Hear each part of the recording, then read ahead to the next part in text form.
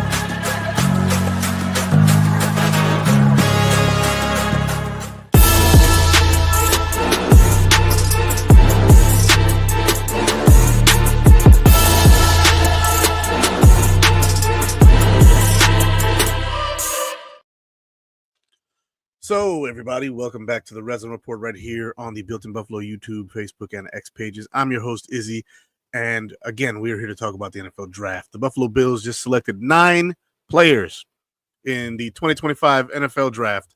They did all kind of moving in the draft, and they even went and traded a pick away and then got the same exact pick back in order to trade for and draft a player who I'm a little torn about, but we'll go ahead and talk about it. As of right now, in the comments, we got Lenny Walcott on X. What's up, buddy? How you doing? Let's go Buffalo. We've got Not Your Avid Podcast in the 716. That's my lady T. Much love. Sandra L. King, as always, red, white, and blue hearts in the thing. Good evening. Jacob gives it a B- already. Hey, man, let me give him my grade. We'll see what happens.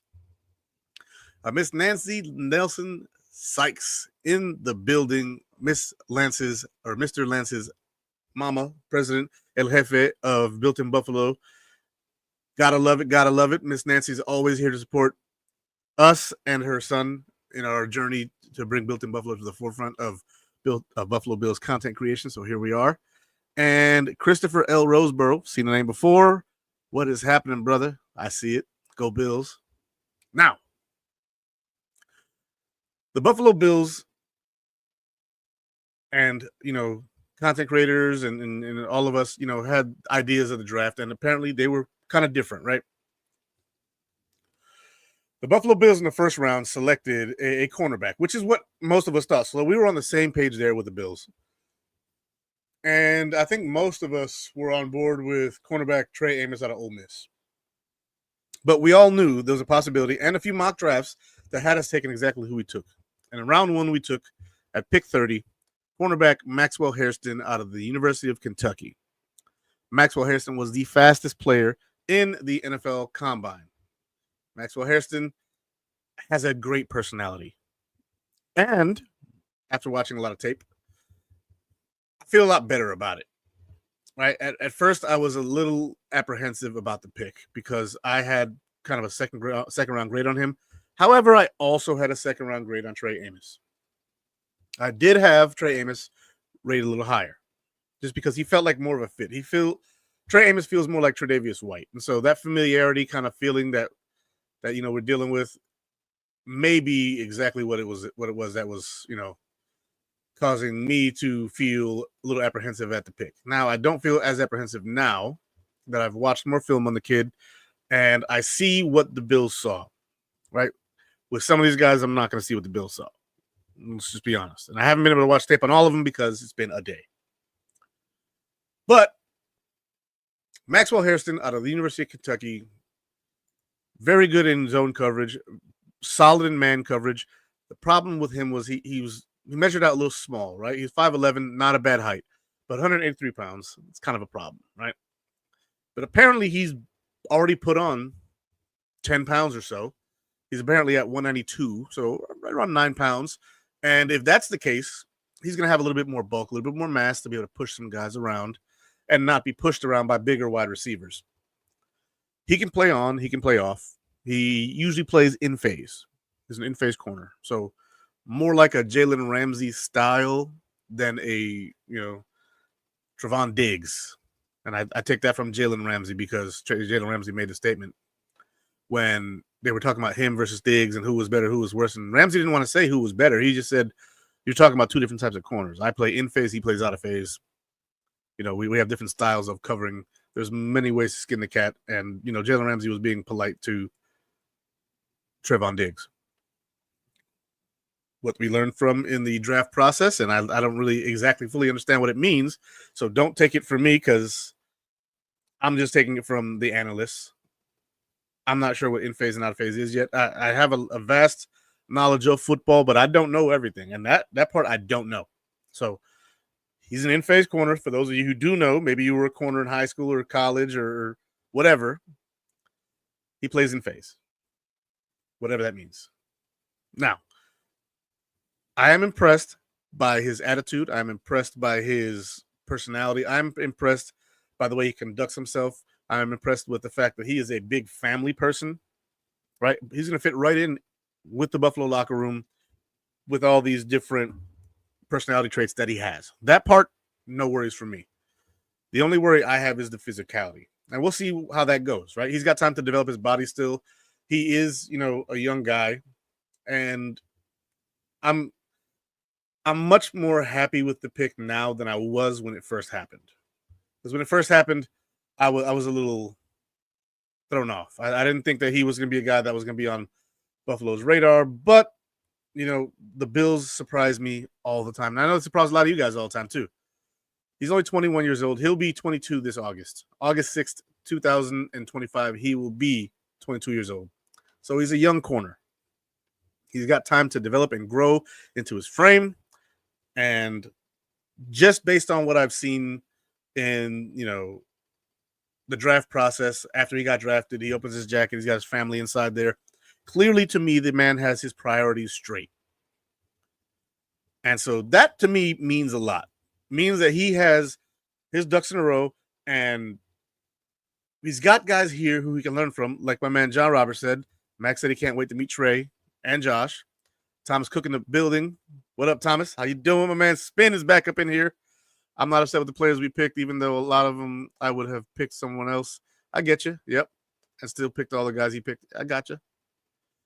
See, I'm upset with how Bean managed the draft. I think he could have added another pick or two. I don't think that he needed to. I honestly don't think 9 of these guys are making this roster. I think 2 of these guys maybe are probably going to be practice squad guys. Either that or they're replacing somebody on the roster. And I think there's 2 or 3 guys that are replaceable on the roster at the positions in which we drafted. But we'll see what happens from there. But Maxwell Hairston, me personally, if I was Brandon Beane, I would have gone Trey Amos, but I'm not upset at the pick whatsoever. Solid pick. I had second-round grades on both of them. I just preferred the taller, bigger corner who reminded me more of Tre'Davious White, which, is a familiarity thing. I thought that he could learn from Trey White, but he got drafted elsewhere, and I wish him the best of luck in his career. I did a lot of studying on Trey Amos in the draft process, and I think that we still got a good guy. Like, I think it's gonna be things will be fine. Hairston is good in coverage. He just takes risks. I don't mind that. I don't mind that because he's got the speed to recover. That's the thing with him. Man says Daquan Jones will be cut. I don't see it. Him and not Hairston. Him and our 4th round pick Walker are only one techs on the roster. Maybe TJ Sanders can bulk up, but I don't think he'll be cut. I could be wrong though, Jacob. You could be onto something here. You're not the only one to tell me that, by the way. So you're not alone in your thinking. See, I was thinking, I think he was looking for a speedy corner to keep up with the speedsters. I agree with that. Look, if your deal is, hey, this guy can cover, maybe he's not as good in zone or man specifically as Trey Amos, but if you line him up head-to-head with Chiefs Xavier Worthy, this guy's got a much better chance of keeping up than freaking Trey Amos does. That's just facts. Like the raw speed is just there. With the additions of the secondary in the draft out of Ingram, Jackson, Lewis are getting cut. Yeah, some of those guys are definitely getting cut. Some of those guys are definitely getting cut. I think out of all of them that has a chance to make the roster, I think Ingram is the guy because he makes plays. I like Cam Lewis, and he's adequate to be our backup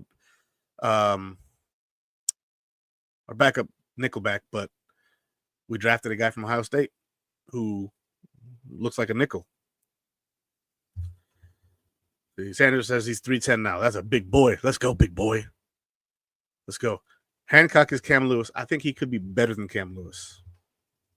I think he could be better than Cam Lewis because he was a draftable prospect. Now, not to say that he will be better than Cam Lewis because plenty of draftable prospects fall through the weeds, and it is what it is. But we'll see. But yeah, Maxwell Hairston, I'm happy with the pick. We'll just leave that be. I just mean, yeah, I agree with because Brandon Beane already came out and said he's the slot/nickel safety type. So yeah, I like that because now if something happens to Taron, which he's had some concussions, he's had a couple injuries, not a lot to where we're concerned, but if something happens to him, you got a guy who's played for a big program, just won a national championship, come in here and take over that spot. I do like what they did with that. We'll get to that player though, don't worry.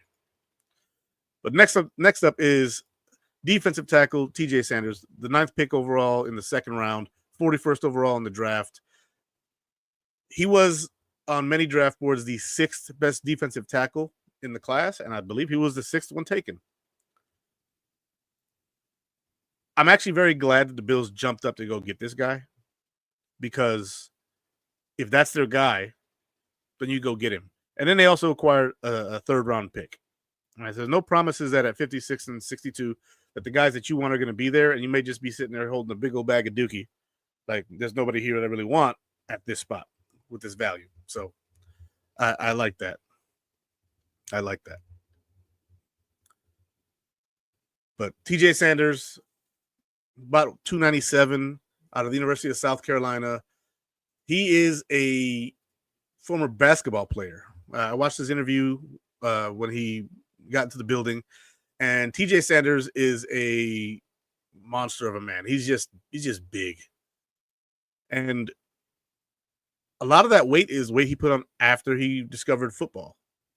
He is from South Carolina, but he doesn't have that Xavier Legette draw to him, which, would have been charming, but I want my guys to be able to understand what he says. He's from Marion, which I'm in North Carolina, so he's not too far away from where I'm from or where I'm living. I'm from Rochester, but I live in southern North Carolina, so I can get to South Carolina in about 45 minutes. Let's see. In the combine, he didn't really do a whole lot. He vertical jump 31.5, broad jump 9.4, 3-cone drill 7.7, 20-yard shuttle 4.67. He didn't run a 40, so no 10-yard split, and he didn't bench. So at the combine, don't know what that was, but he did have a 2nd-round grade according to NFL.com and a few other websites. So I'm happy with the pick. I just wish it was a bigger guy. But the bigger guys were taken already. Kenneth Walker went 13th to the freaking Dolphins. Walter Nolan went in the 1st round. I think 5 defensive tackles went round 1, which is wild. But hey, when you got 2 guys from one school by itself, Michigan, going in the top 15. Then you got Derek Harmon, Tyleik Williams went, Walter Nolan went. That's 5 dudes. And Tyleik Williams was the guy who I really wanted if, he would have fell.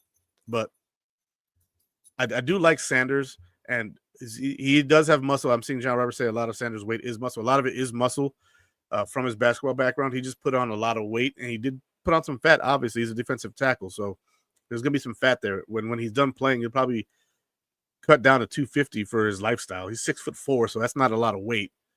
And the guy can play. I've seen him play because I'm in North Carolina, so all the Carolina teams I get to see play a lot. I get to see UNC. I get to see South Carolina. I get to see Duke play on TV. I get to see NC State. I get to see Wake Forest. Like, they're all on TV here. So if I ever turn on anything local, there they go. He's also 21, and this summer in July, on the 30th of July, he will be 22. So the Bills are drafting Leos like it's nobody's business. I like it because I'm a Leo. August 10th, baby. Let's go. Leo's in the building. But yeah,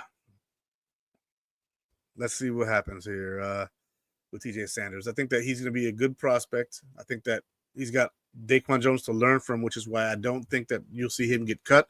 Also, Ed Oliver. And so we all know this defensive line rotates a lot. They rotate a ton. And so with the rotation, I think he'll be a piece that really helps reset this roster because the Bills, after this year, the only defensive tackle under contract was Ed Oliver and Dwayne Carter. And so now they've drafted 2 more guys this year in the draft, and then they also picked a couple of restricted free or undrafted free agents. One of them is a defensive lineman, tackle, I believe, which we may go over, but we'll see. I think that you keep this year on the roster, as the Bills tend to keep 5 defensive tackles. They'll keep Ed Oliver, Daquan Jones, Dwayne Carter, TJ Sanders, and Deion Walker. I think they'll keep those 5 defensive tackles on the roster. That's what I see. That's what I think. I see Spin saying Jones not getting cut. I don't think so either. And Walker is not ready yet. He's not. He's coming off that back injury. The Bills are going to ease him in.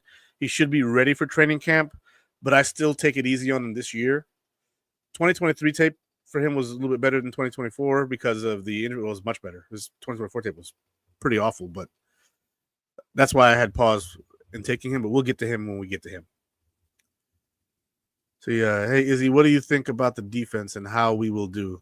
Well, I'm going to have to see some training camp first. Just because we drafted some guys doesn't mean that, they're going to be it. We drafted Kyer Elam round 1.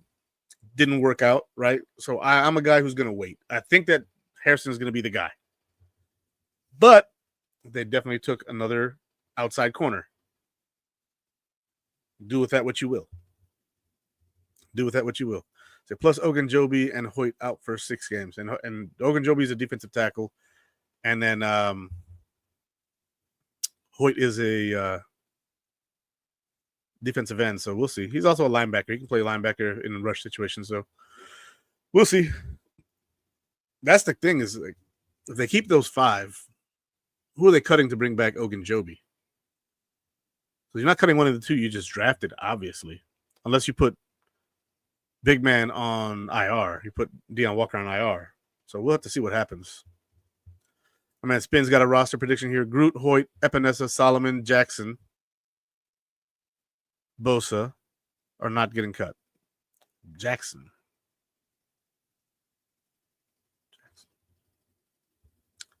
I'm brain farting on who Jackson is. So Landon Jackson. There you go. Thank you. Because he's the next pick on the board. My brain is totally not there with that yet. But yeah, TJ Sanders, I believe, is a solid pick. And he was picked precisely where he should be. So, yeah. And we have a bot in the building. Blocked. He's a fan of you guys, which is awesome, but, he's not real, so. Block user. I hope that blocks him from our Facebook page, too, so I don't have to go.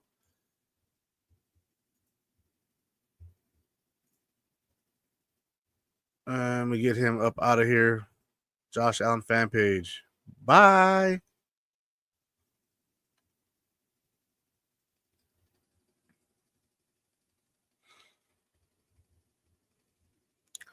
Josh Allen fan page was blocked. Let me make sure I didn't block anybody else. Hey, from Austin, Texas. Let's go, baby. Yeah, Ogunjobi's that's another one. It's tough to put him on the roster somewhere. And unless they're going to keep 12 defensive linemen, which I don't know if that's a possibility. Unless you're going to only keep five linebackers. Again, Hoyt can play linebacker and defensive end, so he can be that tweener. Making the defensive roster for the Buffalo Bills this year is going to be very difficult. It's going to be very, very difficult. See, Ogunjobi, Oliver, Jones, Sanders, Walker, Carter, would make 60 Ts. I know. I totally forgot about Ogunjobi because of the whole thing. He's not even on my radar. But yeah, we'll see what happens. Hey, everybody, check out my man Robbie's show, 716 Sports Blizzard, 8:30 p.m. I'm going to try to have my show done before his because he's got a guest from Built in Buffalo, I believe, today. So, yeah, I got to try and see what happens there. Do you see us bringing back Amari Cooper? I think that it's more likely now with the way the draft fell that he does come back. I think it's much more likely now. I think that they didn't worry about wide receiver very much, most likely because they have someone like him waiting in the wings to come back and put in some snaps. You know, he didn't get signed by anybody else either, and so that tells me that the market for him wasn't huge. And last year, this was the first time he felt joy winning in a long time. So there we go. All right. So next player we took, clearly we've already mentioned him, edge rusher Landon Jackson from the University of Arkansas. We took him 72nd overall, round 3, pick 8. And I had a second round grade on this guy too. The fact that he fell to the Bills at 72 is kind of an anomaly to me. I think that he is somebody who is much more worthy of a second round pick than a lot of guys who went in the second round. Some people had him being taken by us in the first round. There were mock drafts that literally had us taking Landon Jackson round 1. So that means that there are people out there who had round 1 grades on Landon Jackson. He developed quite nicely from college. When he first got to college and you see his practice videos, they were kind of meh, you know. You see him at the combine and he's ripping it. You see him at the Senior Bowl and he's ripping it. Maxwell Hairston at the Senior Bowl was, I believe, defensive practice player of the week. It's going to be nice. See, hey, Izzy, what are your thoughts on Jordan Addison? Go Bills. Jordan Addison. I like Jordan Addison, but that means we have to trade for him and then pay him. And, you know, we'll see what happens there. We did just acquire Jordan Palmer, or not Jordan, Joshua Palmer. So we'll see what happens. See, like that Landon Jackson pick. I do too. Landon said he wants to pick Bosa's brain. Look, if you come to the Bills, right, this year or the last 4 years, you have Joey Bosa and Von Miller. Those are guys you should pick their brains. You should be picking their brains as much as you can. Right? Landon Jackson is a stud when it comes to measurements. His RAS score was through the roof. And he tested exceptionally well at the combine. The only thing wrong with him is nothing, from what I can tell. The alopecia is probably about it. Right? No eyebrows, no hair. It tells me he's got alopecia.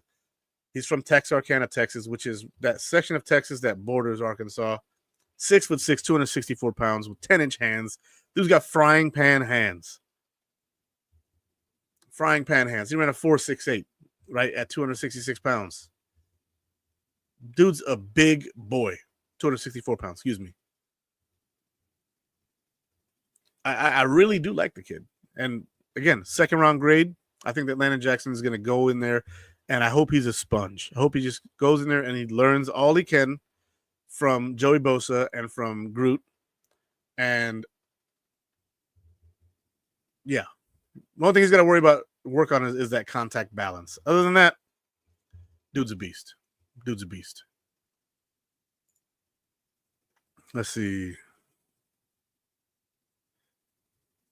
Man, I do like the Landon Jackson pick. That's the one I really have the least to say on thus far in the top 3, just because he was already linked to the Bills. Right, Maxwell Hairston, we didn't hear a lot of him being linked to the Bills. We know he did a 30 visit, and he did his 30 visit quite early in the process, which usually tells us they're kind of a smokescreen to who the Bills really want. Right, the Bills will do their 30 visits and they'll interview quite a few guys, and usually guys later in their 30 visits are the guys that they're really targeting, like Trey Amos. But Trey Amos was on the board, and he didn't get taken until 61 overall in the second round. Maxwell Hairston got taken 31 picks before him.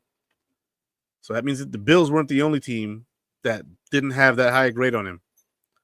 So I'm actually stunned at that. But at the same time, you know, I'm just a fan who does his best and knows a little something. You know, there we go. Like, share, subscribe on YouTube. Please, guys, we're trying to grow the YouTube stuff.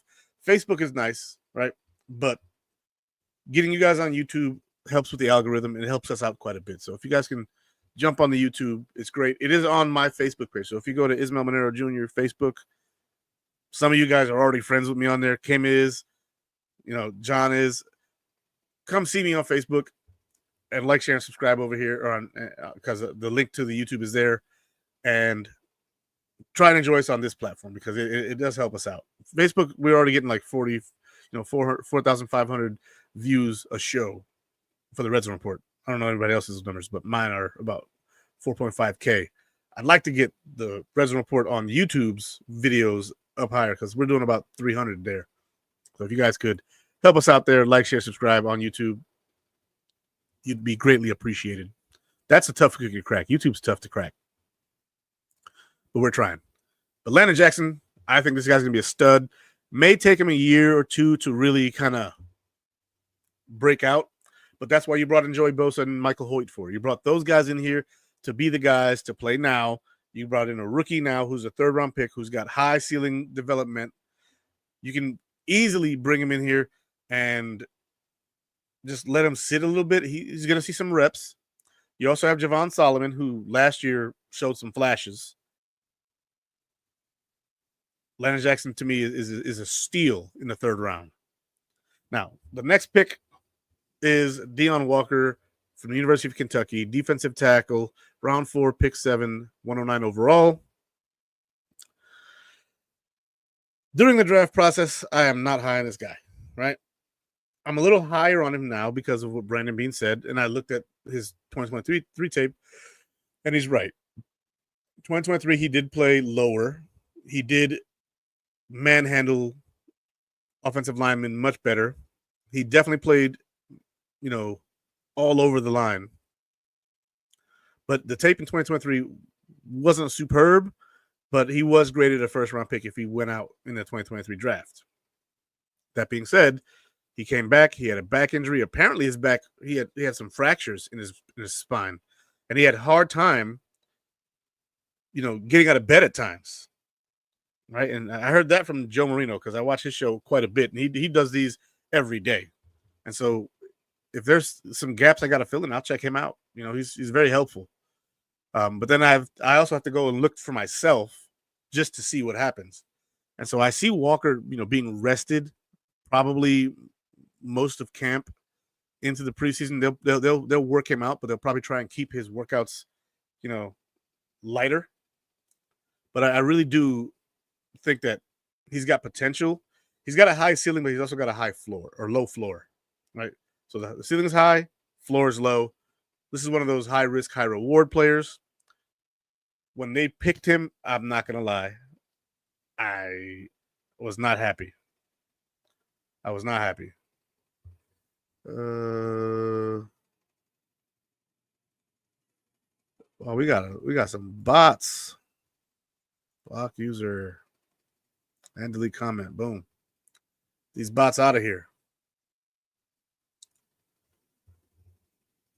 Anyway, I think he's a very high risk, high reward ceiling player guy. He's got a high ceiling, low floor. He could be a monster. He could be, a punk.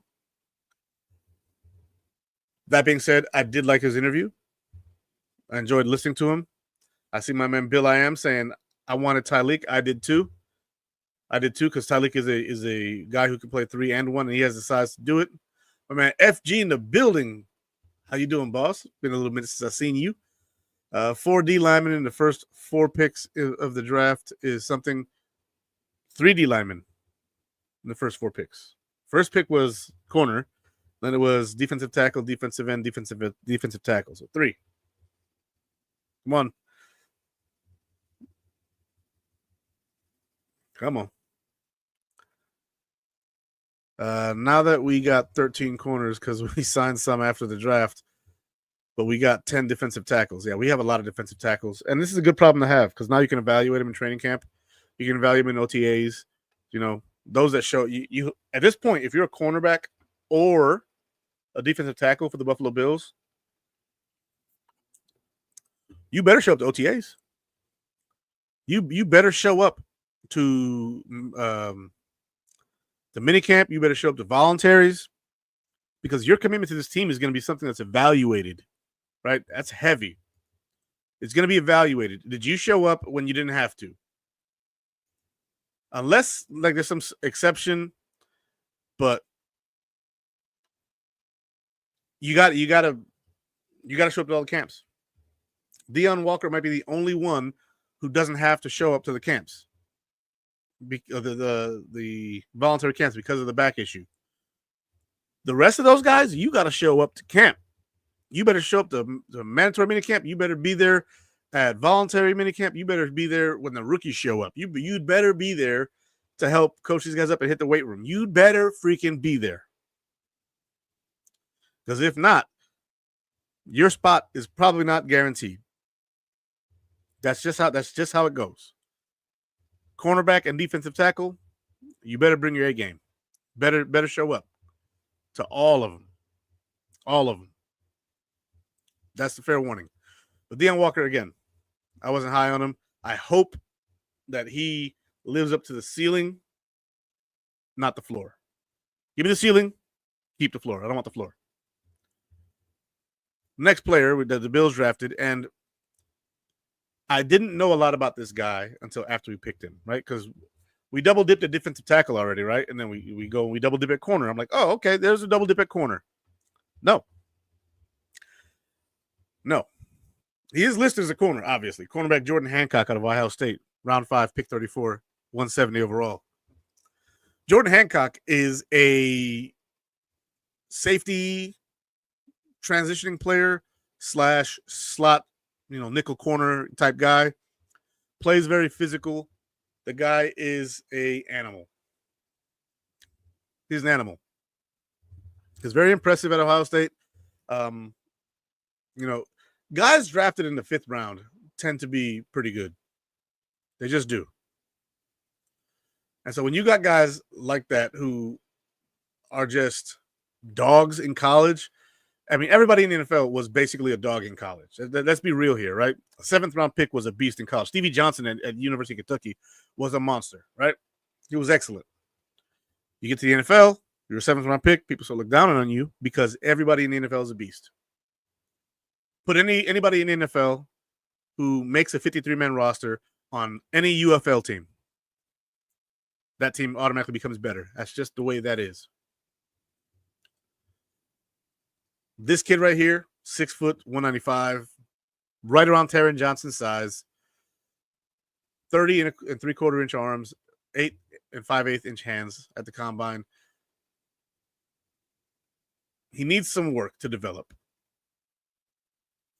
But that's what they say about all the 5th round picks. Taron Johnson is a 4th round pick. He needs a lot of development. What happened? Taron Johnson played his rookie year. Taron Johnson wasn't great his rookie year. But as he progressed, Taron Johnson became a top 2 nickelback in the NFL, right? Here's another example, right? John Robert. Shakir was a 5th round pick.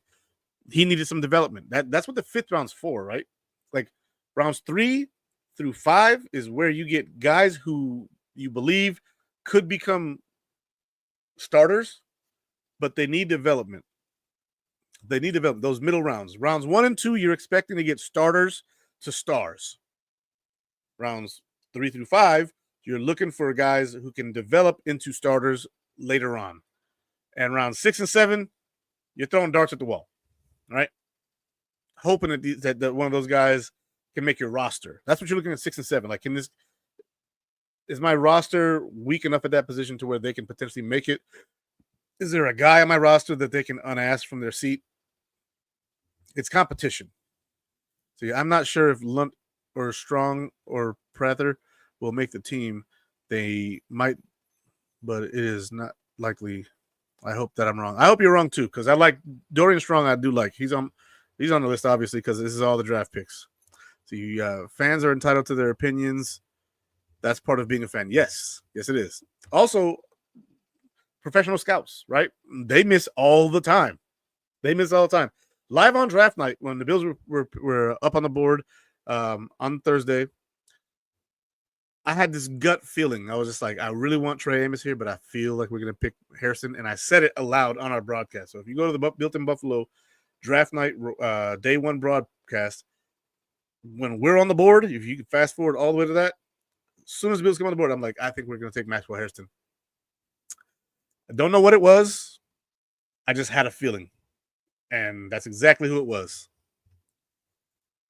Just like Christian Benford. Exactly what I was talking about.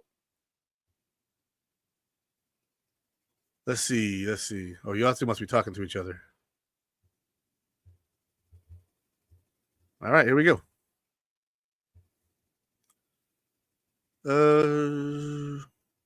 Sports analyst gave the Bills an A grade. I'm sure some of them did. I don't know if all of them did. I have to look. I haven't really looked at the analysts. That's a show I usually do a little later on when the analysts start pouring in and you get all of them. You can finally tabulate what they think, and then I'll say, what is the media saying? So that'll be a show for later.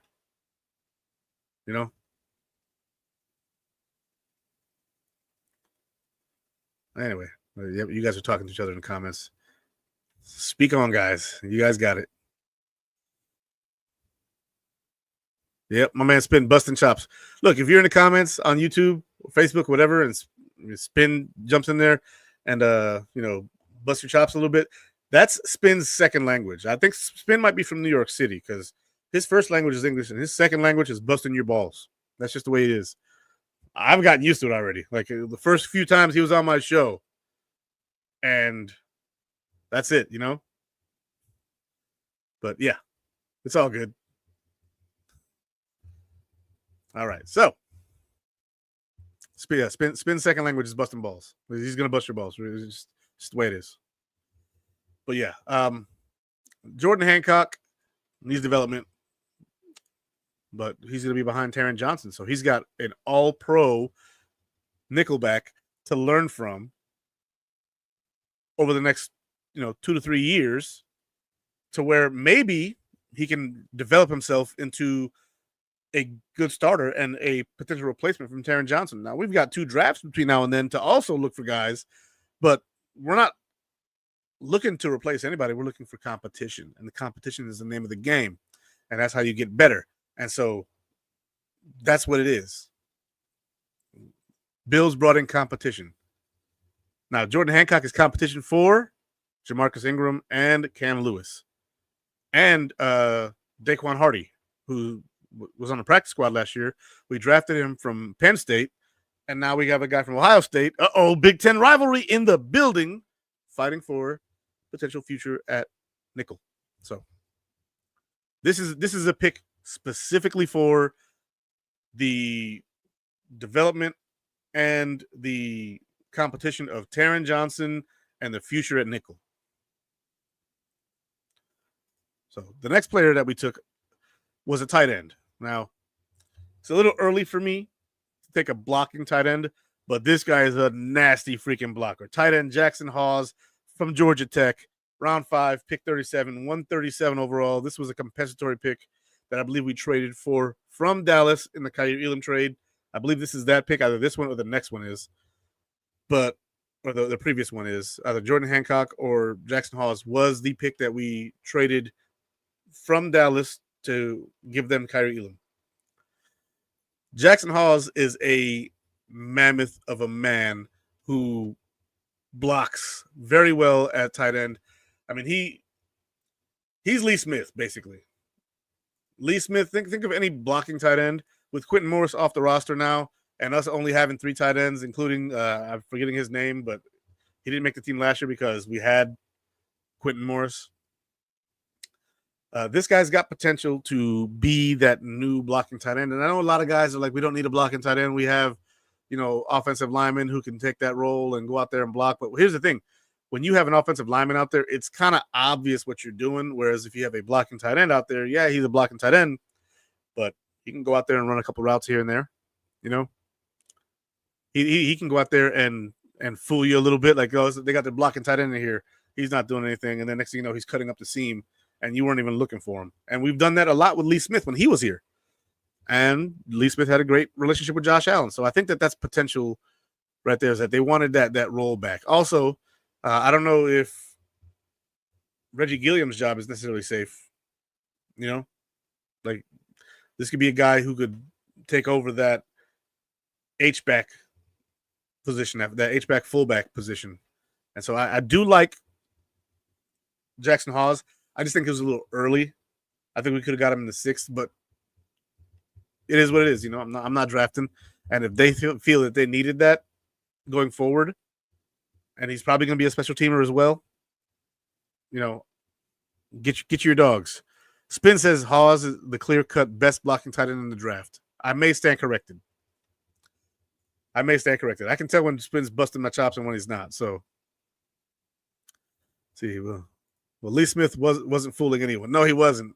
Very, very rarely did he fool anybody. But yeah, screen game is about to be crazy. Yeah, it is.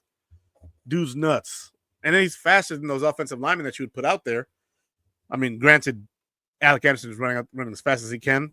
315 pounds of twisted steel and sex appeal running straight for you. That's a scary sight, but also Jackson Hawes can freaking move.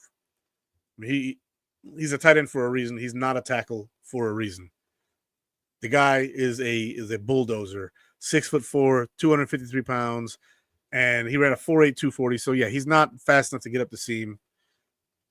Big, strong guy. He went to an Ivy League school to for his first few years. He was an Ivy League guy, and then he transferred to Georgia Tech to finish out his college football career. And it is what it is. Yale. There you go. Spin says Yale.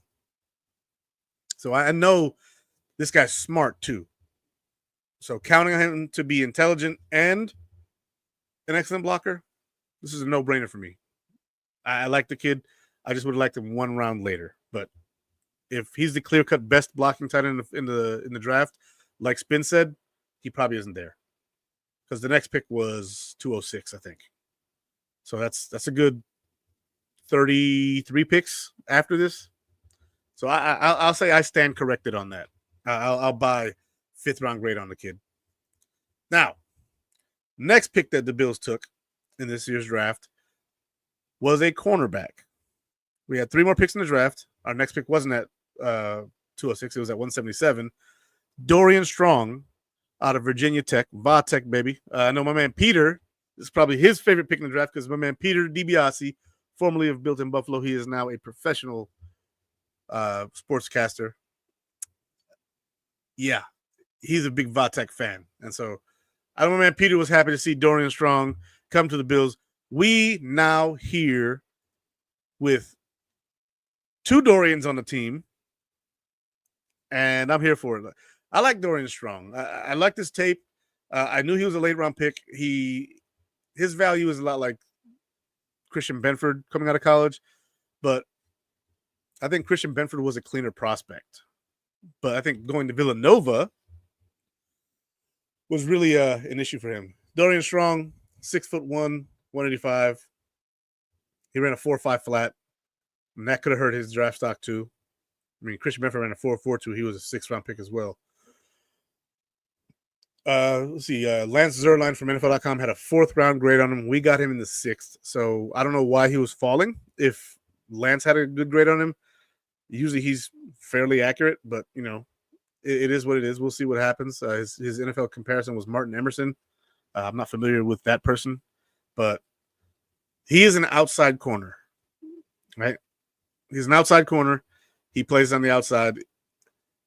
He did not test great athleticism-wise. He only had 15 reps on the bench and a 4.5. Broad jump 9.8. So his physicality is more like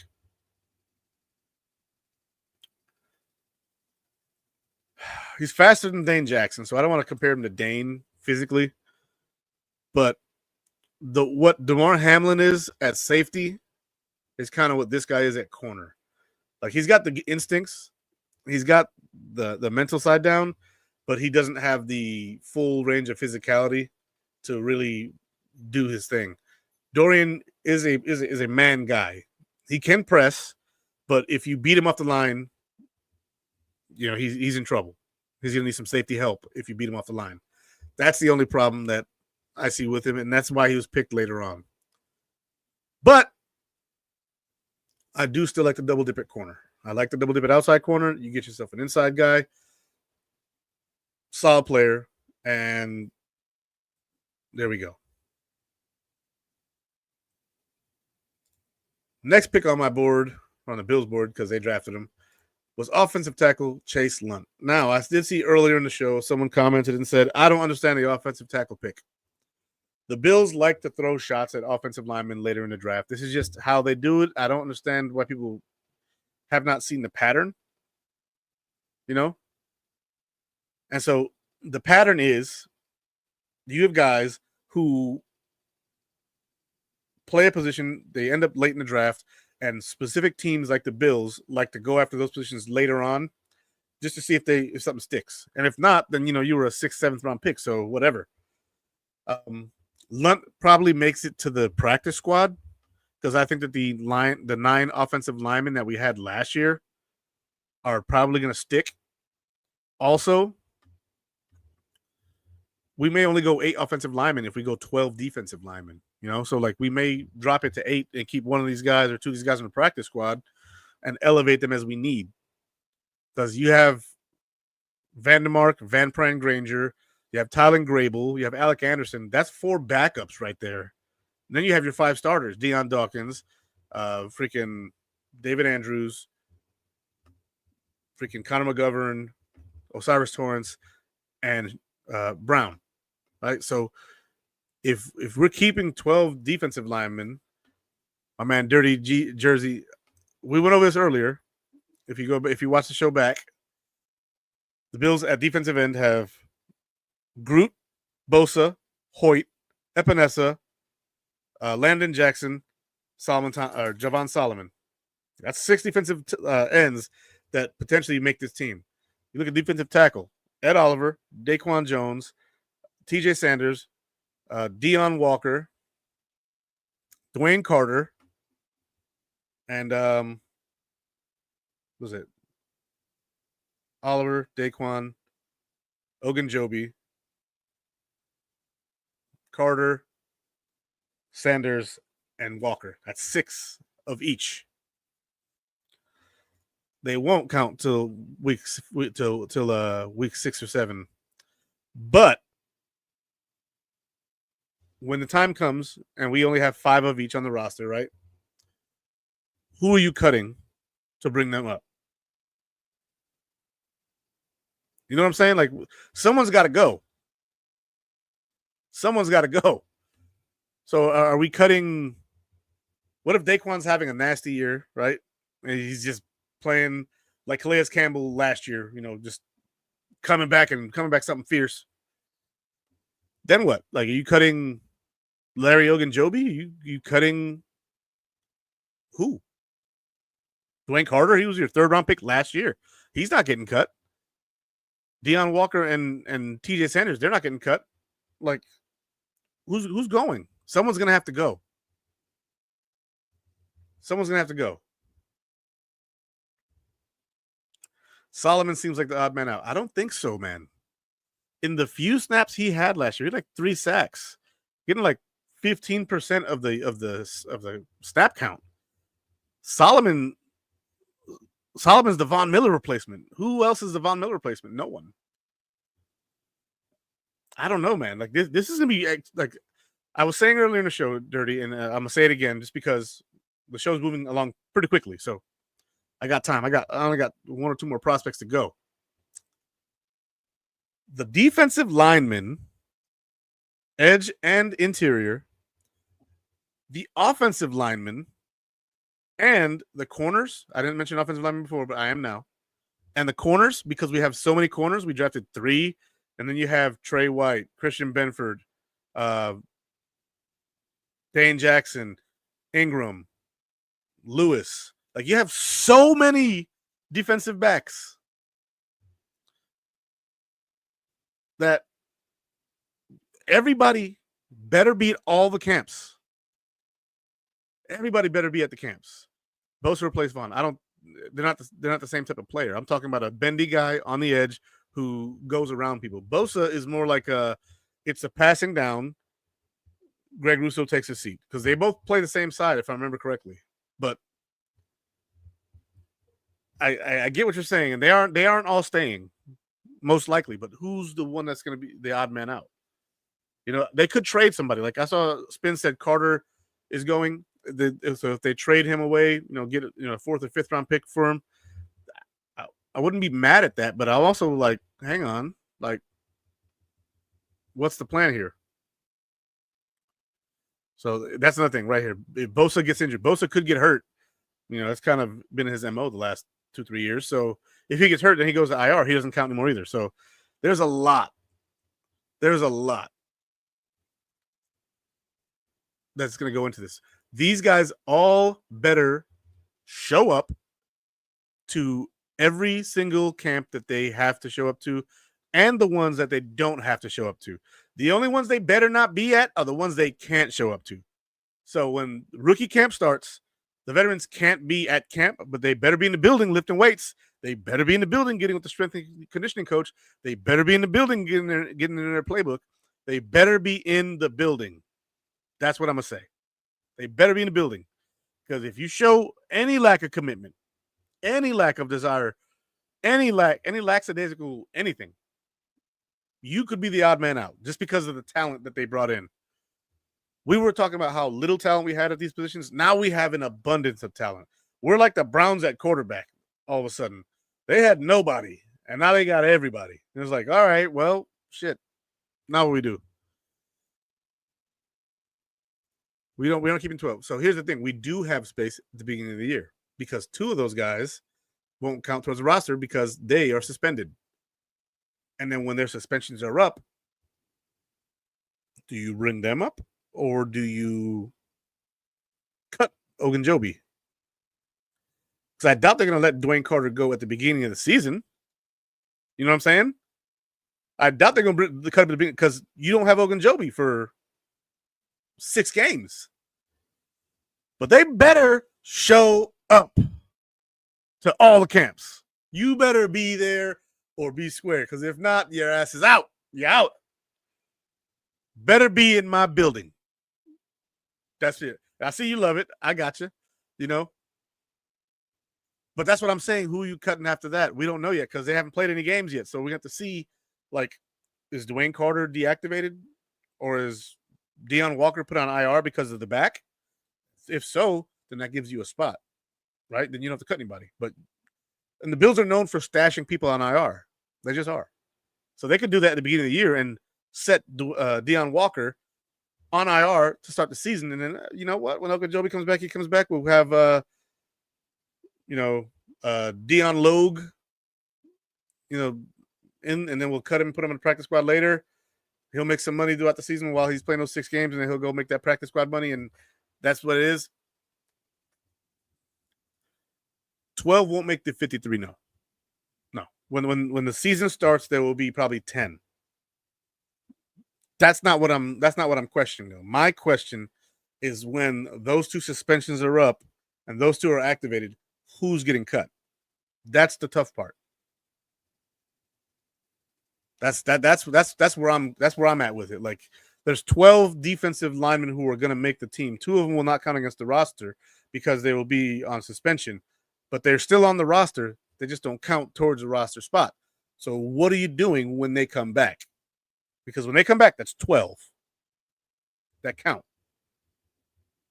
Somebody's going to have to go. Someone's going to have to go. That's gonna be a tough decision on the Bills side, unless someone clearly sticks out like a sore thumb that is, well, you suck, so it's time for you to go. They better show up to all the camps. They better be in their playbooks. They better be committed to football, and they better be committed to the team, period. That's when you have an abundance like this, it's real clear and easy to sort out the bullshit, right there. There you go, Dirty. You and me on the same level right here.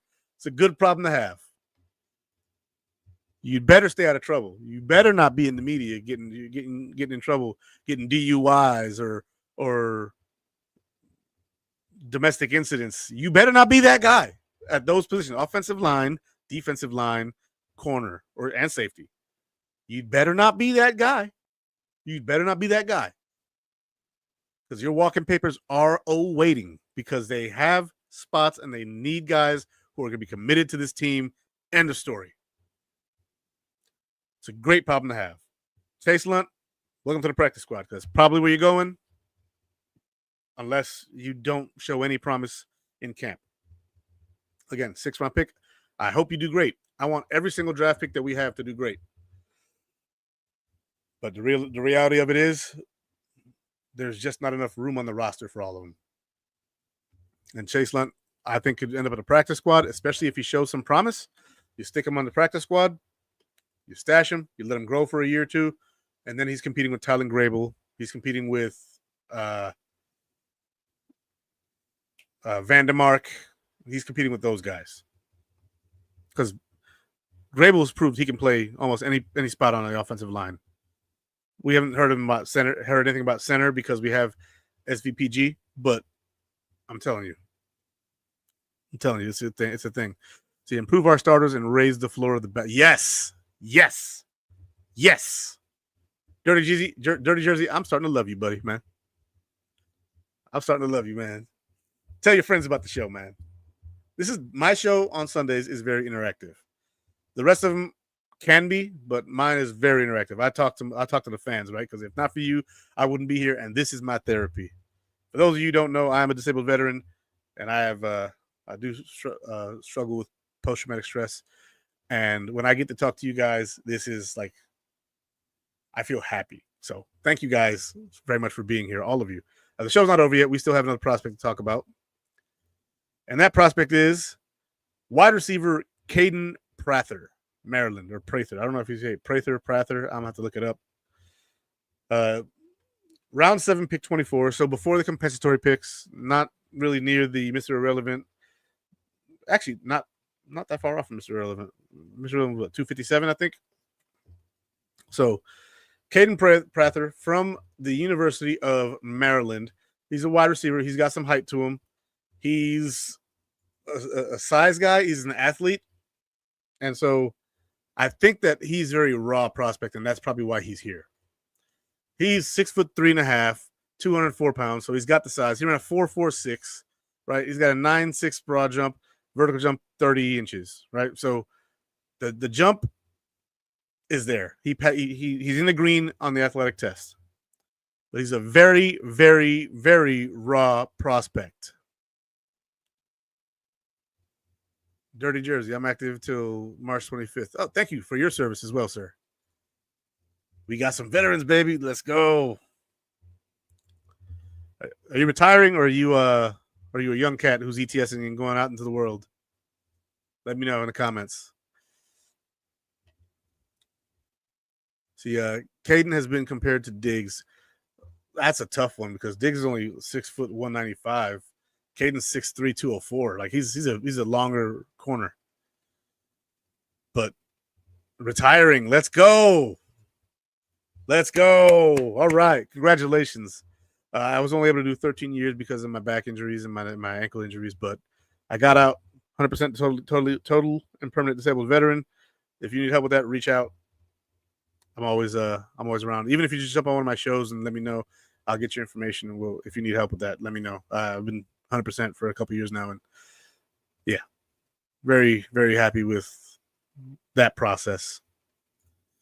But yeah, Caden Prather, 6'3" again, 204 pounds. It's a very, very, very raw prospect, right? That's the thing on him. He's raw. He's a priority free agent, but we drafted him.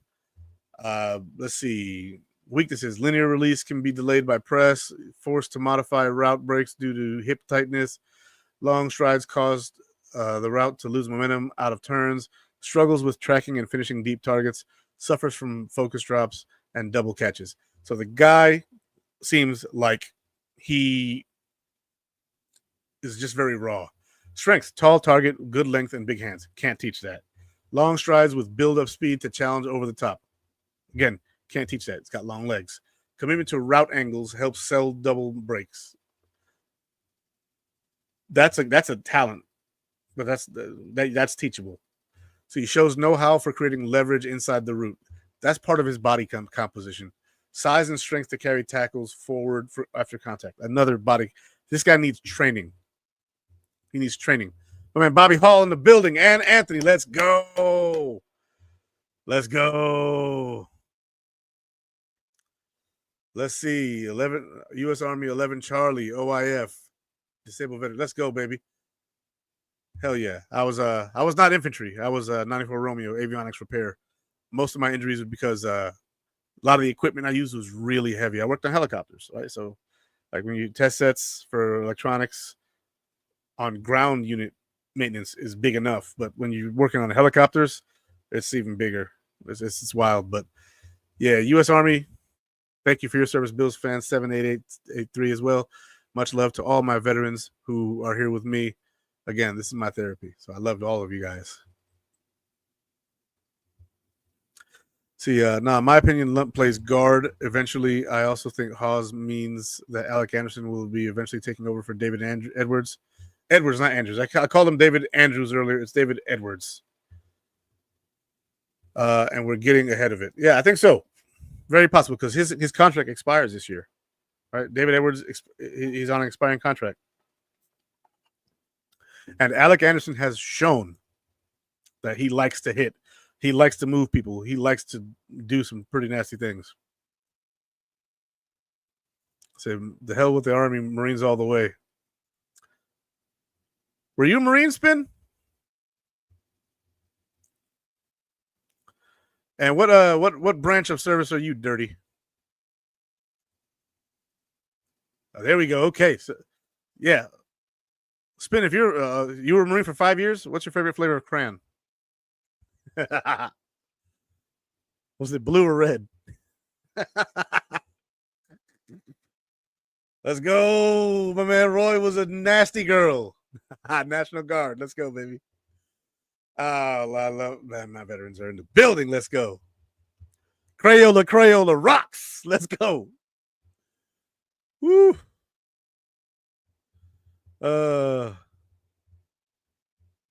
Yeah, you know, God credit the Army because Marines need heroes too. Let's go. Let's go. All right. I'm done clowning my Marine buddy. I finally got something I can rib him on a little bit. Take that, bud. Oh, so they're teaching Granger to be a guard. Yeah. Really? So he's gonna have center guard flex, and then you're gonna have Tylen Grable, who has tackle guard flex. They like to do that. That's not very, very crazy. My man Dwayne in the building, DF forever. Part of Roundtable Sports. My guys over there. This guy does a lot of work in the background for them. So hell yeah. Welcome back to the channel, Dwayne. But yeah, Caden Prather, he needs some training up. He needs to go out there and work. Guys like that are reasons why you could see someone like Amari Cooper come back. You know, get that OG veteran in the building. And yeah. So my man Bill's boy says I think Deion Walker will be a beast. He might. It's 50-50. He's a 50-50 guy, and we'll see. See, Caden Prather's 95th percentile IGA score reflects the kind of in-game athleticism that shows up on tape. Smooth, long strider with deceptive top-end speed and clean route separation. So yeah, everything that he needs to do is basically training to better his technique. So we're talking about technique here. We're not talking about physical ability here. Caden Prather needs to work on that technique, and so long as he does that, he could become a good NFL wide receiver. That profile actually sounds a lot like Stevie Johnson, but faster. Except for the route running part. Stevie Johnson was a really, really, really good route runner, and he developed it a lot when he got to the NFL.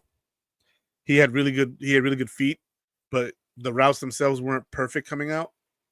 And then once he got going, Stevie Johnson became one of the best route runners in NFL history. It's the only way he could be that good running a 4.63 at wide receiver, 4.63, 4.68. I forget which one it was. But yeah, I really do like that pickup. Last pick of the draft, they could have gone punter. I think they picked up a punter later, but yeah, guys, that concludes the draft picks. But I did list all of the guys that we picked up after the draft. Right. So Hayden Harris, defensive end from Montana. Hal Presley, wide receiver from Baylor.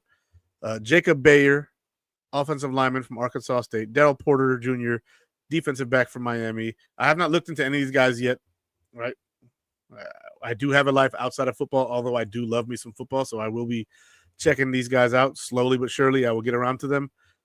Kaliki Latu, tight end from Washington. I believe that might be Leatu Latu's brother or cousin. Don't quote me on that. Keontae Jenkins, linebacker from Virginia Tech. Another Va Tech boy from a man, Peter DiBiase. Ring that bell, baby. Let's go. Devin Brandt, Epps, defensive lineman from New Mexico. And Kelly Akarai from Mississippi State. And so the Bills went and they got them some more wide receivers. They went and got them some more defensive line and O-line. And they added a linebacker. So I'm happy with that. Ethan, punter from UB. So this list was from earlier today, right? Because I had stuff to do throughout the day. And so earlier today, I went and I took the list that was on the website there at the time. And this is what was on there. So if we got the punter from UB, hell yeah. Hopefully he's good. Because I'm not sure how much faith I have in Camarda, but we'll see. Presley runs a 4.5 something. Hal Presley, wide receiver, Baylor. Baylor's known for their speed at wide receiver. That's just the way it goes. Now, so I might do another show talking about these guys next week. We'll see what happens. This week I had a 3-day weekend, and so I had time to go ahead and enjoy the draft. And yeah, but guys, I told my man, freaking Robbie, that I would try and be off before the show comes on. It is an hour and 6 minutes in, hour and 7, just about. I love all you guys. Thank you guys for being here to help me cope with life after the military and cope with football, man. You know, I love football, and I need my Bills to win one before I go, you know, to that happy place in the sky with, you know, the good Lord. So, guys, you guys take care. Enjoy your families for the rest of the evening. Check out my man Robbie's show. Again, let's see. I'm gonna go up and find his comment. It's 716 Blizzard, Sports Blizzard, 716 Sports Blizzard. Let me find his actual comment. Robbie, where you at, buddy? There it is. 716 Sports Blizzard. Check him out. He's got my man Lance Nelson on today. Lance Nelson is the president of Built in Buffalo. Not to be confused with the founders, Dave and Akeem. Lance lives locally in Buffalo, and he is at all the events. And so he is our biggest chief representative.